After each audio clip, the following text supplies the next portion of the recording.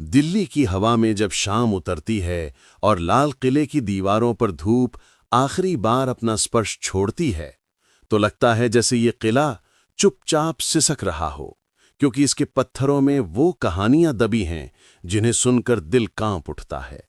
1638 में शाहजहां ने इसे अपने सपनों की राजधानी के लिए बनवाया था। शान, रोशनी और खुशहालियों का एक ऐसा ठिकाना जहां रंग महलों में हंसी गूंजती थी, मीना बाजार की गलियों में चूड़ियों की खनक सुनाई देती थी और दीवाने खास में तख्ते ताऊस आसमान की तरह चमकता था। लेकिन कौन जानता था कि यही किला एक दिन टूटे सपनों, उजड़ी महफिलों और बहते खून का गवाह बनेगा। नादिर शाह के हमले में जब इस किले की शान शौकत लूट ली गई, तो शायद महलों की दीवारों ने पहली बार अपने ऊपर गिरे आंसुओं को महसूस किया होगा। लेकिन असली दर्द तो 1857 की उस लड़ाई में शुरू हुआ, जब आज़ादी के अरमान लिए भारतीय सिपाही इस किले की दीवारों पर चढ़कर आखिरी बार लड़े, और उनकी चीखें, उनकी टकराती तलवारें, उनका गिरता लहू आज भी शायद इस मिट्टी में गूंजता है।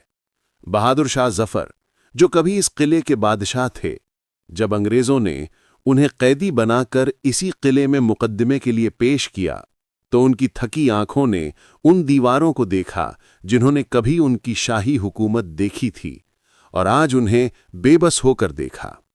ये वो पल था जब किला खुद भी शर्मिंदगी से झुक गया होगा, क्योंकि उसके सामने उसका अपना आखिरी बादशाह टूटा हुआ खड़ा था। और जब ब्रिटिश हुकूमत ने इस किले को सैन्य अड्डा बनाया, तो इसकी महफिलें सूनी हो गईं, गलियों में हंसी मिट गई, रंग महलों की खुशबू राख हो गई, और वो चहल पहल जो कभी इसकी पहचान थी, इतिहास के अंधेरे में गुम होने लगी। किला चुप रहा, बस चुप। फिर दिल्ली की धड़कनों के बीच खड़ा लाल किला सिर्फ ईंटों का किला नहीं, बल्कि उन बादशाहों की सांसें हैं जिनकी कहानियां आज भी इसकी दीवारों में गूंजती हैं। जहां दीवाने आम में बादशाह आम लोगों की आवाज सुनता था और न्याय की उम्मीदों को राजसी शब्दों में बदलता था, तो वहीं दीवाने खास में सत्ता के सबसे गहरे राज, सबसे खामोश फैसले और वो नक्काशीदार संगमरमर चमकता था जिस पर लिखा था, अगर फिरदौस बर रूए ज़मी अस्त। रंग महल की रंगीन दीवारें शहजादियों की हंसी, उनकी बातें और नहरे बहिश्त की बहती ठंडी धारा को आज भी याद करती हैं। खास महल की संगमरमर कक्षों में बादशाह की निजी दुनिया के सुख दुख छिपे हैं। मुमताज महल आज एक संग्रहालय बनकर उन शाही औरतों की जिंदगी, जेवरात और तहजीब की गवाही देता है जो कभी इन गलियारों में चुपचाप चलती थीं।